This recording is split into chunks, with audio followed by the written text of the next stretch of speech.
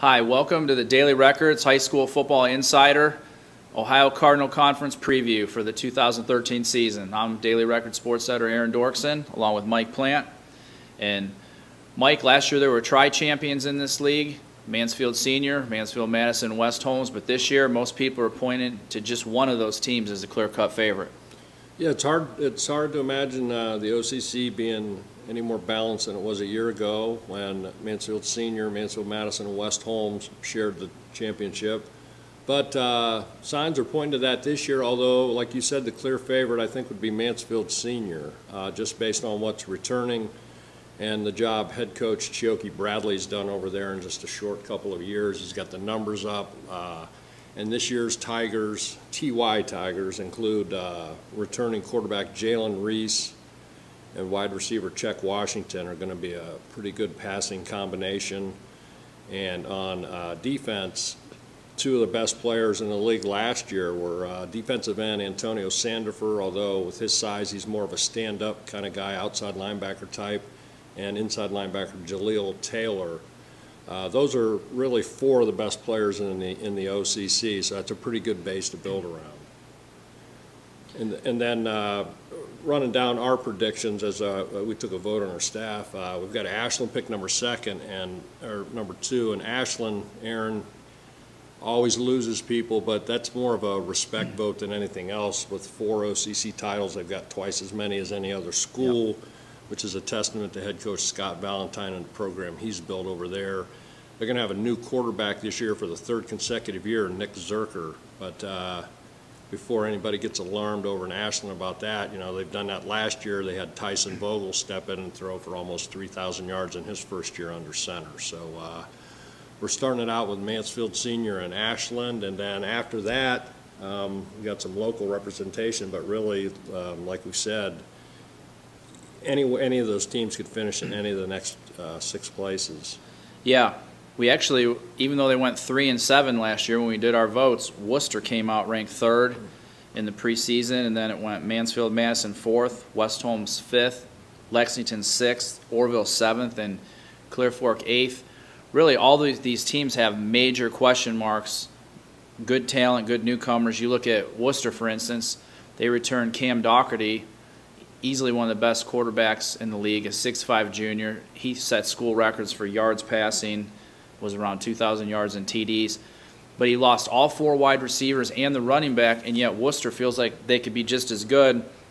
They did their 40-yard dash times, and Javante Lidge and Marquise Blair were around 4.4 hand time. So very athletic.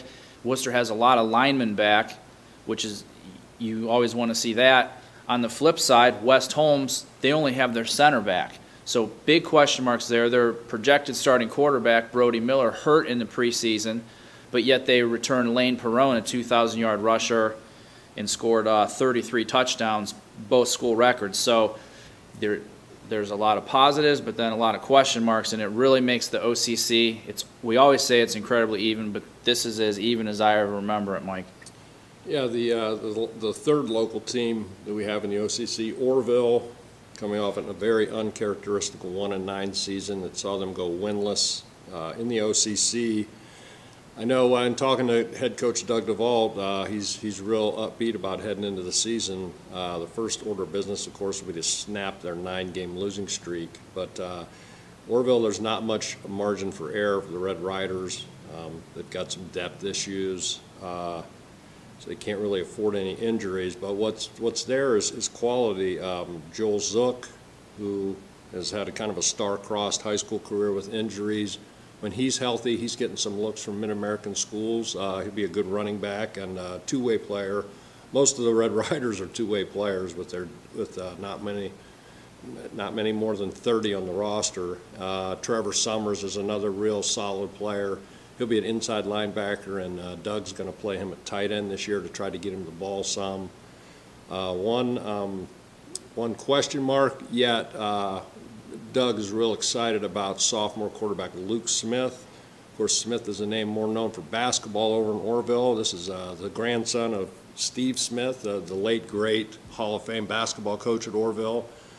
DeVault says mention him in the same breath as Kyle Simmons and Tim Hiller, which is pretty good, pretty high praise for a sophomore, and he'll be throwing to some wide receivers that have some experience, Kyle Ritchie, Elijah Coleman, and a couple others. So if the Red Riders can stay healthy, they're definitely looking to jump up the ladder in the OCC. Yeah, I agree with you, Mike. Orville has some very good players. The question is, do they have enough of them, and can they stay healthy? But I'm sure Orville will take an us against the world approach, and they're coming off a rough season, and sometimes that can spark a team. So we'll see what happens there. At this time, we want to give an interview that we did with Cam Doherty, 6'5" junior from Worcester. He's getting Mid-American Conference, and even Michigan State has come in person to check him out. They can't talk to him at this point, but Cam has looking forward to a big junior year. As we said, athletic receivers to throw to, and here are some of Cam's thoughts on the upcoming season. I'm Cam Doherty, junior quarterback, number 12. Last year we didn't have the greatest year. We have a lot to improve, but we have our line coming back, so I think this year could be a better year than last year. Cam, tell me about some of the other skilled position players. I know you graduated a lot, but Coach Haas seems really optimistic about the new guys you'll have to throw to and run the ball. We still have speed this year like we did last year, so I could see some of the same stuff as we did last year working for this year as well. What do you think about the Ohio Cardinal Conference race? At any given point, someone can beat each other, so even if you're in last place and in first, it's a toss-up. So. Well, Aaron, I wouldn't say you and I are college recruiters, but Cam Doherty sure looks like a college quarterback, doesn't he? When he came walking through the door. Yeah, he passes the eye test. Yeah, about 6'5", yep. And very athletic. We also had a chance to talk to West Holmes record-setting running back Lane Perrone. Lane went for 2,090 rushing yards last year, and I know you touched on they're going to have to replace some linemen, but I got the feeling that Coach Kevin Maltrich is going to be having his quarterback just turn around and hand the ball off to Lane a lot this year. So let's listen to what he had to say about the Knights' upcoming campaign. Lane Perrone, senior, running back, linebacker. We've had a great year last year. I'm looking forward to another year this year.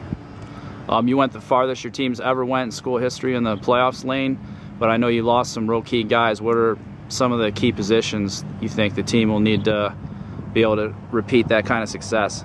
A lot of our line were lost from last year, and we are very consistent this year, and we're looking forward to it. How do you see the Ohio Cardinal Conference race shaping up? It's going to be a pretty even year. This will be tough competition all around. Okay, well, good to hear from Lane, and we thank him and Cam for coming in for our cover shot. Again, our Daily Record High School football preview will be on newsstands Thursday. On Friday, Mike, I don't know if this has ever happened in our coverage area. Every single team we cover is at home. 13 games. They're all home games for a local. The two other teams that aren't home, obviously that makes it a double area game. So we're going to start getting our good ideas about who's got what this year. It's always fun to have the previews over and then get out to actually see some football. Yeah, it sure is, and we don't have to travel very far this week to do it, Aaron. Well, thanks for watching the Daily Record High School Football Insider, and we'll be back with another show next week.